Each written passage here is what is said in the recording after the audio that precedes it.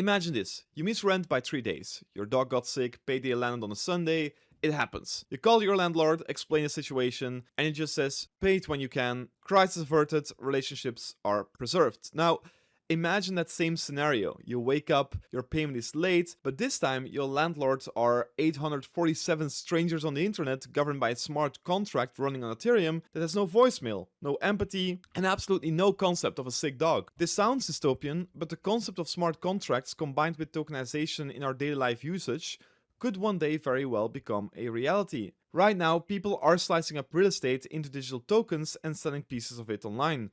The RWA tokenization market hit $24 billion in 2025.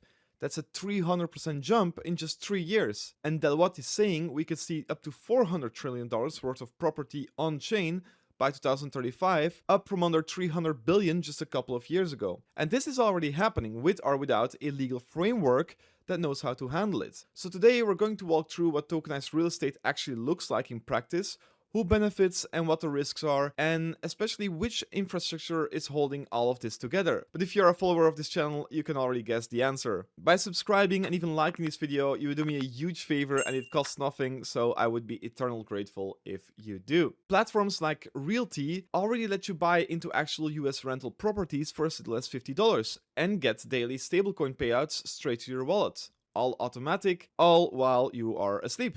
They call this democratization, and honestly, in some way it is. More people can get into an asset class that was completely out of their reach before. Let's say a nurse from Manila can now earn yields on a Paris duplex by only owning a fraction of it. But this also means that if you rent a tokenized property, your next landlord could technically be 800 random people scattered around the internet, all holding tiny fractions, watching charts, ready to sell if the price dips. In theory, that sounds like a really special thing, but you can already think about all the legal complications here. When a building gets tokenized, ownership spreads across a pool of token holders. Maybe a DAO, maybe some investment vehicle, maybe just a smart contract running on Ethereum. There is no customer support. The code handles rent, late fees, maybe even parts of the lease, but it does not pick up a phone. Of course, not literally, and I'm sure there are practical solutions to these things, but still, legally, this is kind of a mess. Title issues, whether smart contracts actually hold up in court, cross-border recognitions.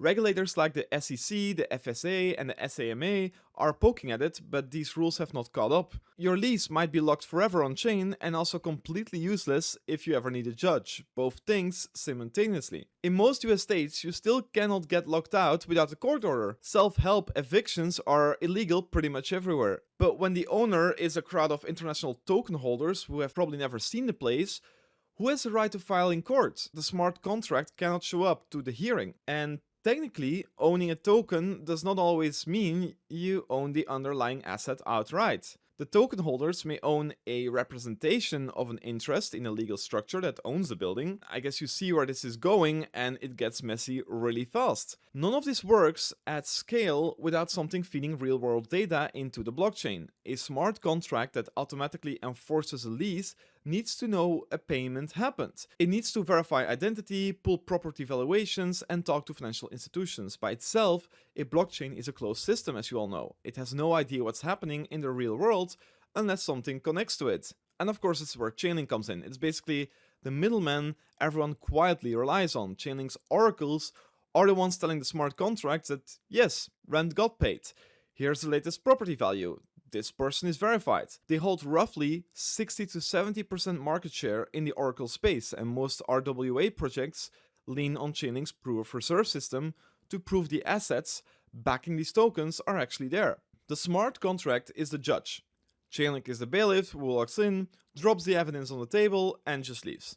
The contract cannot execute without it. And last year this actually already stopped being theoretical. UBS completed the world's first in-production end-to-end tokenized fund workflow using the Chainlink Digital Transfer Agent standard, processing a live subscription and redemption of the UBS USD Money Market Fund token on Ethereum. MasterCard partnered with Chainlink to let over 3 billion cardholders purchase crypto assets directly on-chain for the very first time. Big institutions are already building on this plumbing. Chainlink has made itself, quietly and deliberately, structurally indispensable to the whole enterprise. This is something most renters have no idea about. In a tokenized rental system, every payment, every late fee, every lease violation can live on a public blockchain ledger. Your rental history becomes a permanent financial fingerprint that can follow you across platforms indefinitely. In the old world, a new landlord could not just pull your full payment history from the previous one. Now some version of that data could follow you forever, and to go even further,